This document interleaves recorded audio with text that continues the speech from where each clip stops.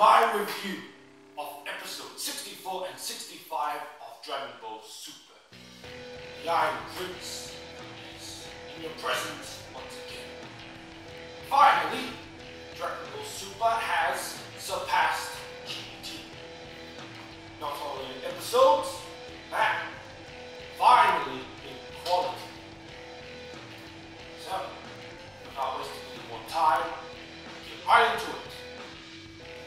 64 begins, and Vegeta is still pounding Black Kakarot's ass. Black can't even touch him at this point. So it gets to a point when Black's like, how are you more powerful than I am? It's like, oh, I understand. It's your anger. Your anger makes you more powerful. So he creates this scythe thing, but rather than trying to attack Vegeta with the scythe, he stabs his hand, and it's like he's putting it through his body, channeling the scythe, whatever he created through his body, as such. But yeah, not the scythe. First he has that sword, that, what do you call it, the cybernetic blade, that he puts, channels it through his hand to create the scythe, right? And he doesn't attack Vegeta with the scythe. What he does, he slashes, and this other dimension hole thing appears, like back in the Boo saga when Super Boo got pissed, yelled, and opened like a rift in dimensions. So something along those lines. What happens all these other copies of Black come out of the dimension, and for some reason they surround both Vegeta and Kakarot. Yes, they have their backs towards the wall, and the whole black thick copies like surrounding them as such. You know, trying to attack them with hands.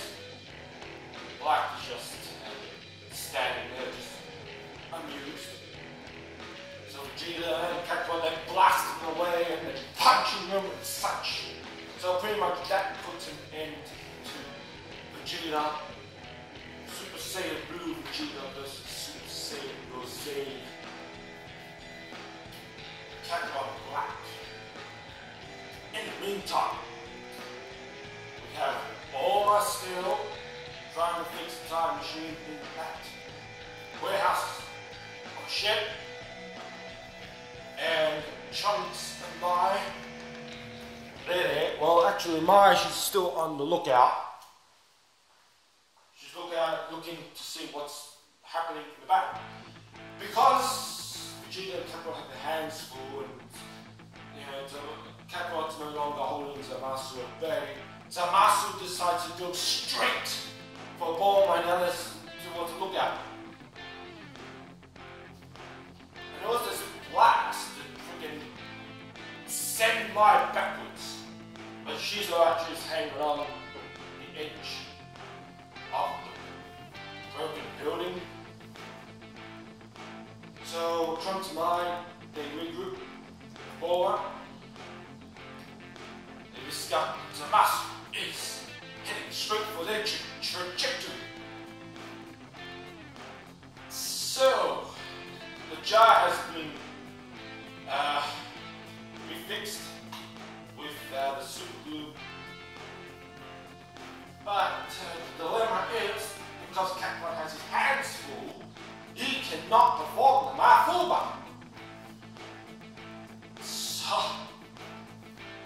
So who's going to do it now? It's Trunks. And this is wacky, because at first Trunks is thinking, okay, how are you doing MAFUBA?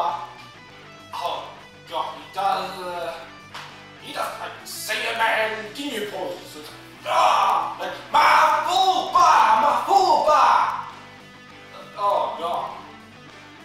Anyway, luckily for the group, Bulma has his cell phone, mobile phone, and a video of Piccolo actually demonstrating the technique. Because if you recall in that kind of filler-like episode, when he informed Kakarot, okay, you can do the MAFUBA, he was going to show Kakarot, but Kakarot hastily went to Roshi. But I think Bulma or someone said, okay, you can show us instead, Piccolo. So yeah, so Piccolo is demonstrating onto the video as such. Okay, what the hell? Apparently it's going to take 5 minutes to learn it. And Prodigy or not, I mean, it took Kakarot all night to learn. Trunks is a lot more smarter, of course, than Kakarot. This, what happens next, kind of put me off. Oh, jeez. Bulma decides to head out, right, to create a distraction. So she's walking with her hands in the pocket. Trunks and Maya are both in the warehouse. Trunks is trying to master the MAFUBA technique.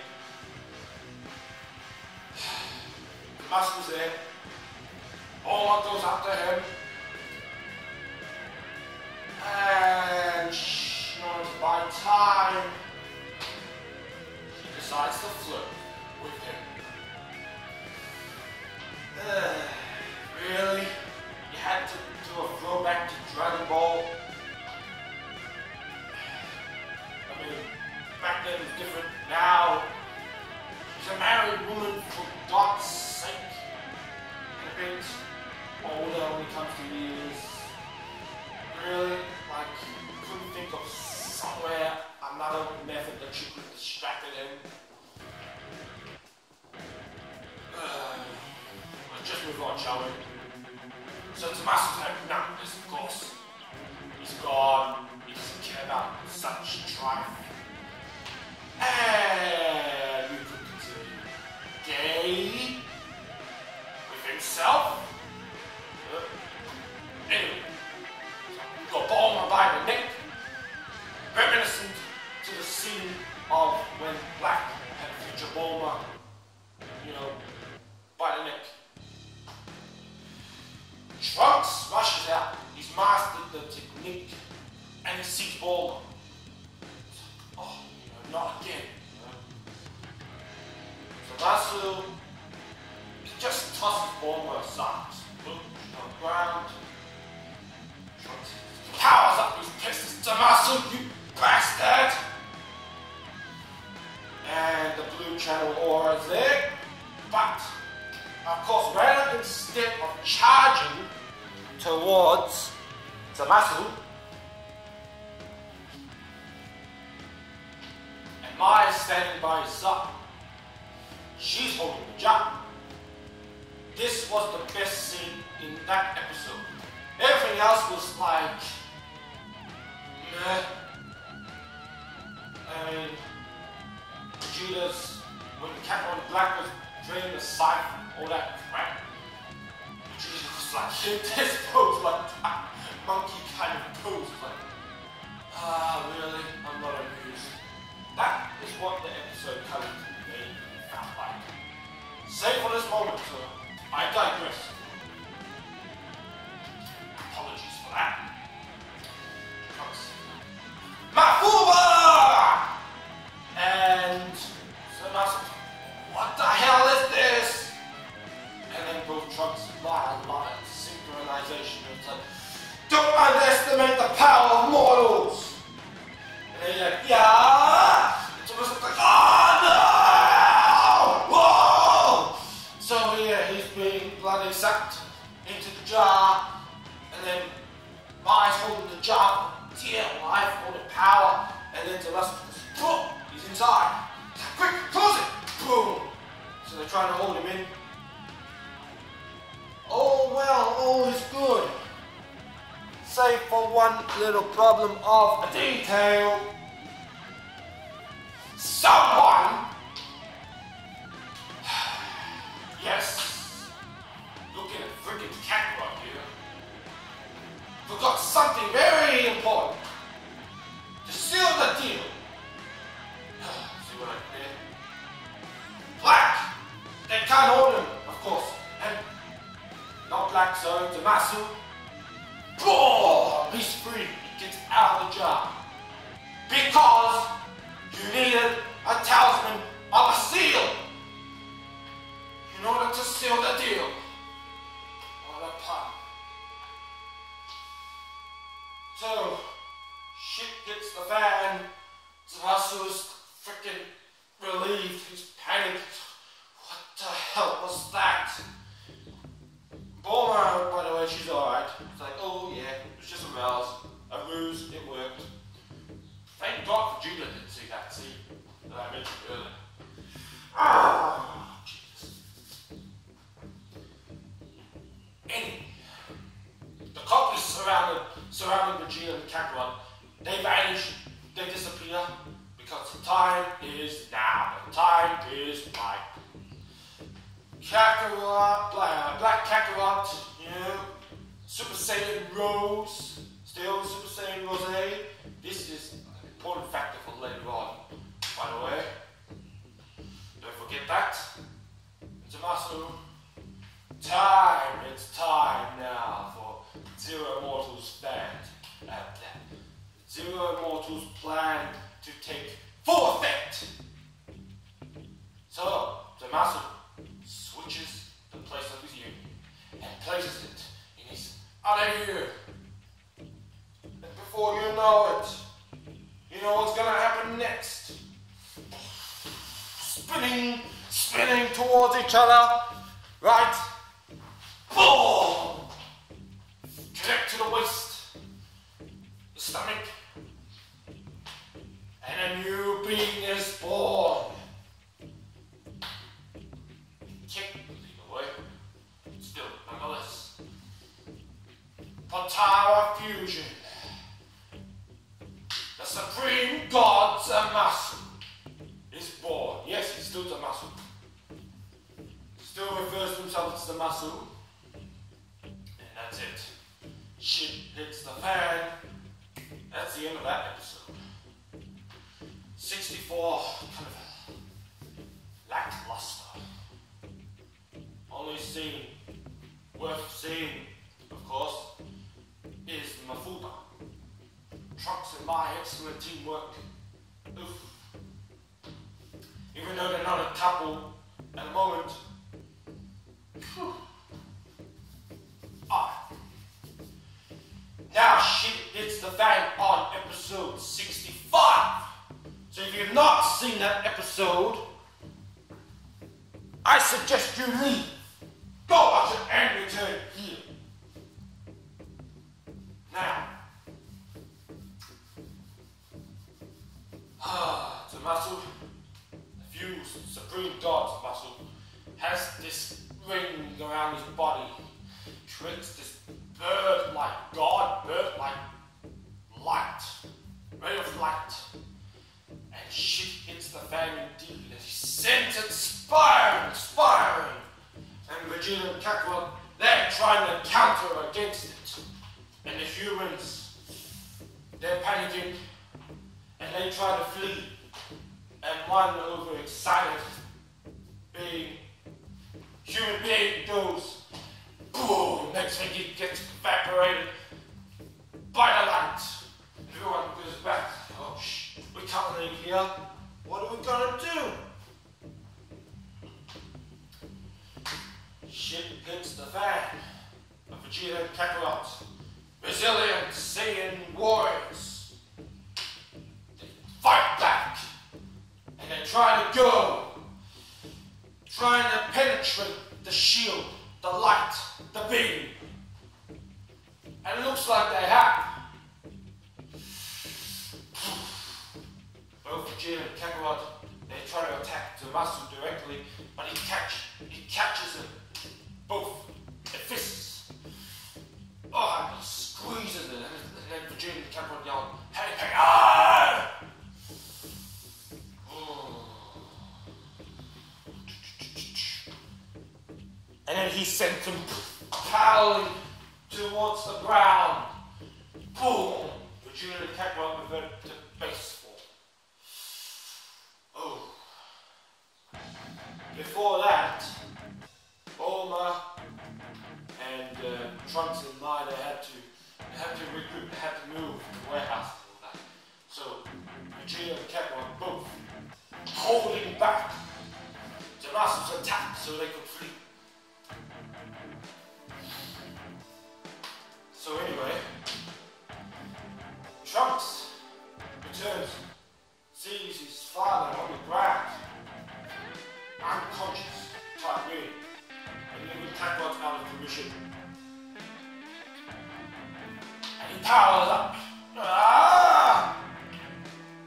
And Zamasu launches a spear, like the god's spear of destruction, you know?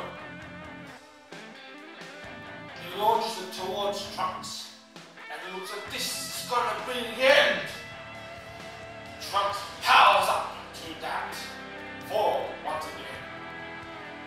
Powers up, a Gallic gun, super Gallic gun. It's like, Zamasu, this is the spirit of the humans, of all immortals. Everyone, they are with me, making my power. Take it! Launches a Gallic gun. And the beam, a struggle, pack ensues. Trunks, he's struggling. No way he can do this alone, but he refuses to give up. This is like the end of the Cell saga, the clash between Gohan and Cell. Kamehameha beam struggle. Oh, in movie 10, Broly. Gohan versus Broly. What happens next is truly astounding. Vegeta gets up. He's holding.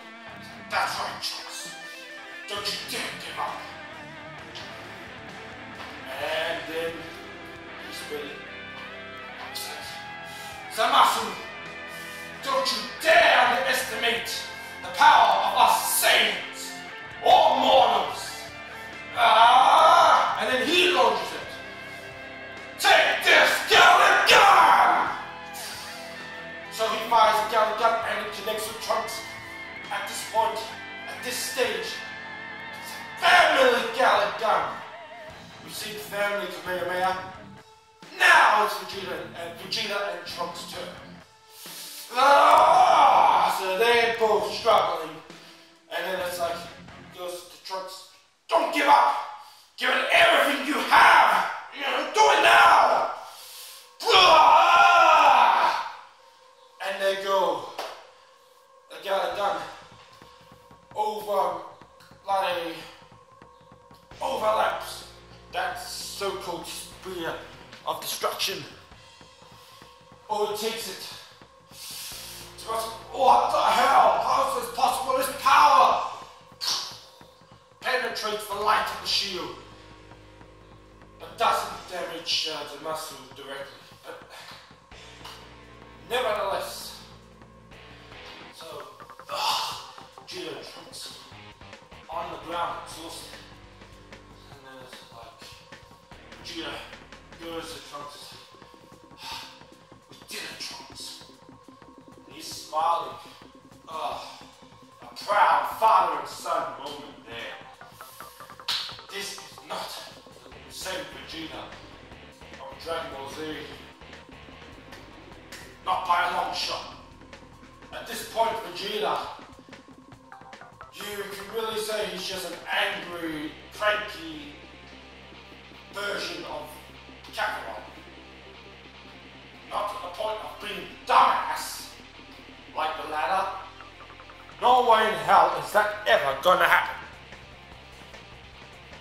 Because what happens next is truly astounding. My God, this episode. Zamasu dead. Launches, beams. Deadly red colored beams, spears, of destruction. At Trunks. But before anyone knew what was happening. Trunks especially. Vegeta in front of Trunks! And he takes the full force of the spears. Trunks is like, Father! Vegeta's armor, parts of it, gets evaporated. Freaking blast to shreds. Vegeta takes the hit for his son and he collapses onto Trunks' arms. And he's out of the fight, out of the commission.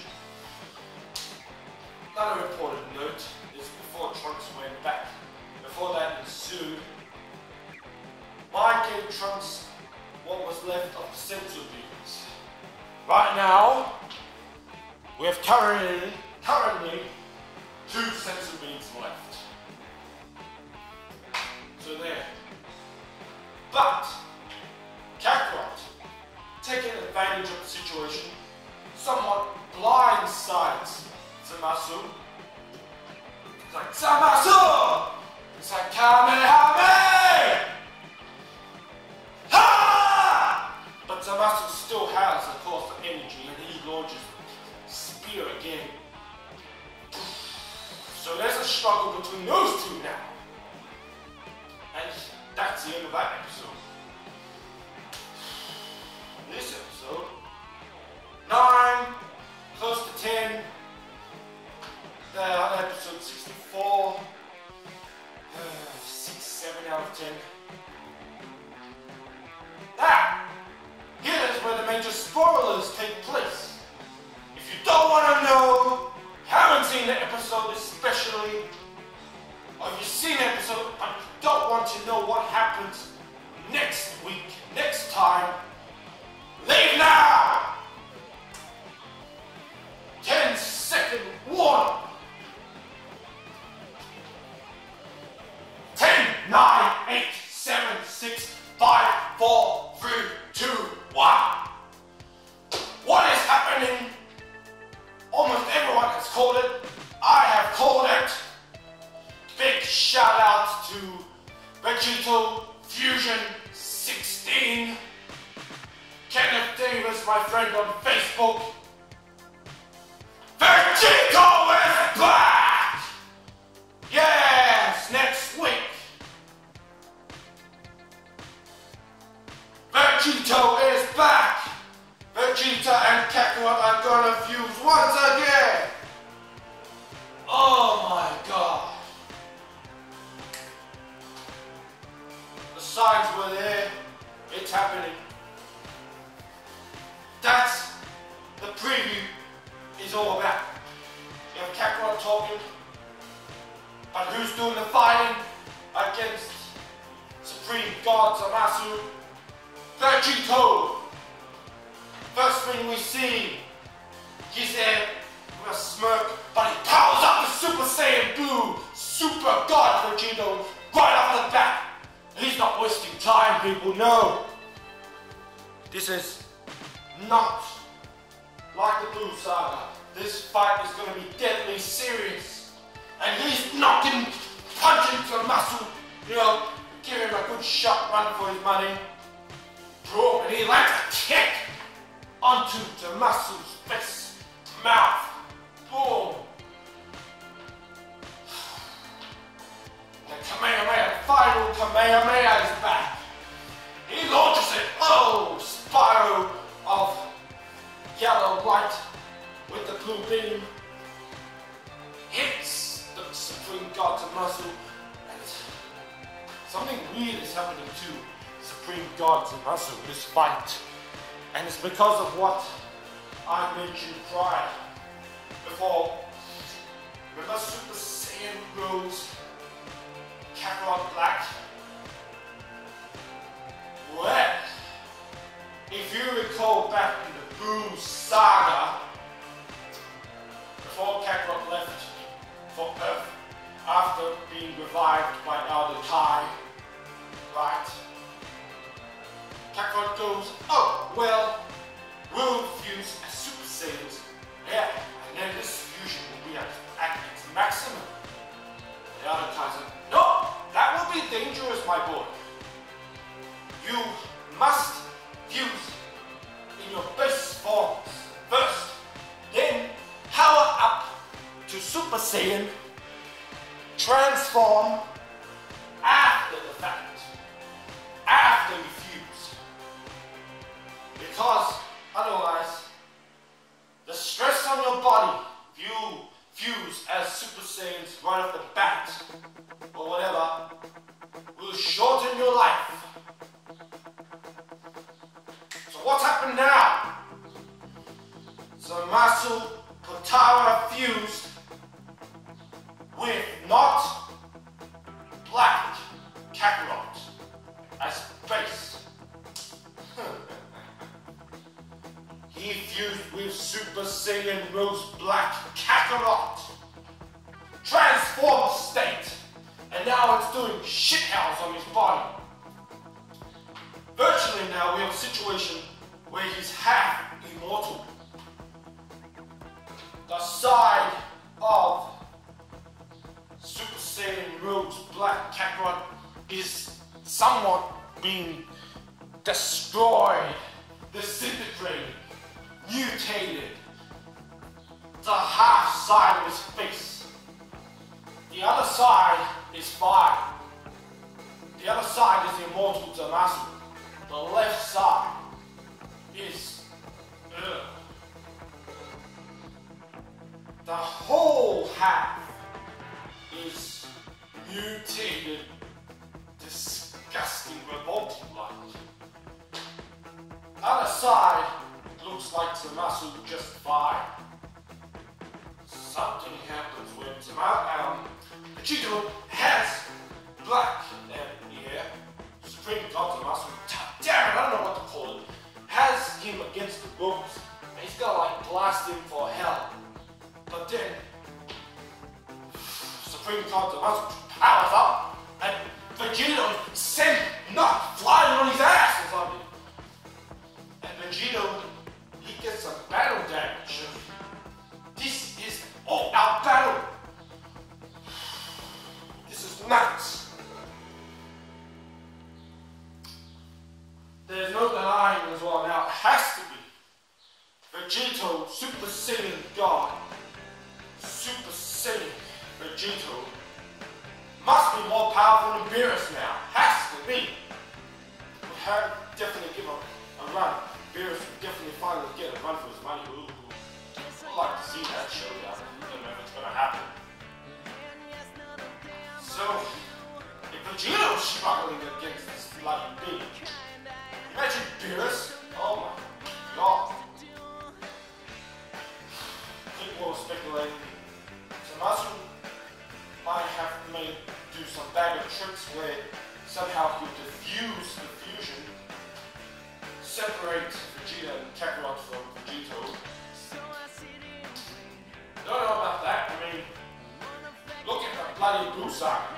They get absorbed by Super Buu only when they let down the barrier inside his body, dissolves the fusion, and we never see Vegito again up until this point. Some people say, oh, trailer. Someone stuffed up at TOEI. They were not supposed to show all that. Oh, I say bullshit on that. It was a move. On purpose, deliberate, to get the hype, to get the ball rolling. Because, in the summaries, right, we nowhere does it speak of Vegito making a return, of Vegeta and Kakarot fusing. No, Kakarot shatters the beam of light. So that's going to happen in episode 66. Kakarot overpowers Supreme God Zamasu, which is weird because it took the combined efforts of Trunks and Vegeta to overpower the Spear of Destruction. First, Kakarot's going to do it by himself. Life-risking move. We're gonna see Kakarot use the damn Kaioken again. I I think so. I'm calling that. He's gonna do Super Saiyan Blue Kaioken Kamehameha! Fucking like a callback to Saiyan Saga when he bloody overpowered Vegeta's GALICK gun. It has to be. Otherwise, it doesn't make logical sense because right now, Vegeta's supposed to be more powerful than Kakarot. And Trunks, I don't know. Some people say he's more powerful than Vegeta and Kakarot. But, well, at least now we know